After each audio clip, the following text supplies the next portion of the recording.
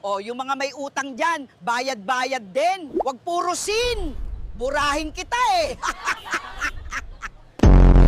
Kahit butas-butas pa ang brief, wala namang makakakita.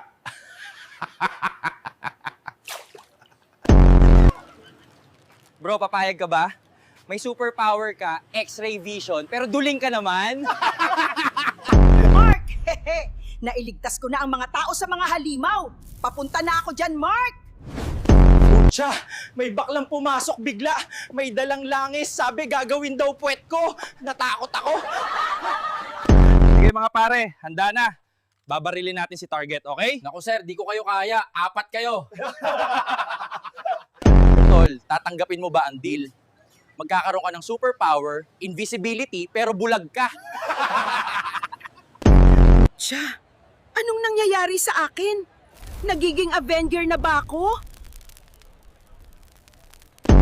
Nyeta. Pagod na ako. Pag hindi ka tumabi dyan, babangasan kita. Tigang na ako. Tiya, saan ako napunta? Hayop na parcel to. Wala pang signal. Bossing, saan ba address mo? Ayop!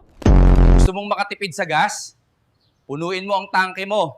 Tapos mag-commute ka. Hindi ko alam kung bakit, pero parang magugunaw na ang mundo. Sige lang, magchismisan pa kayo, uubusin din namin kayong lahat! Pagod na ako sa Earth. Ang daming chismosa. Uubusin ko na lang sila at iiwan ng mga lalaki para maraming pwedeng bumembang sa akin. Hoy Maria, puro ka na lang chismis dyan sa mga chismosa mong kaibigan. Bakit hindi tayo umuwi at magbembang ng kaunti? Pesting yawa, eto na naman tayo. Walang love life, walang pera. Baka dapat magmamakla na lang ako.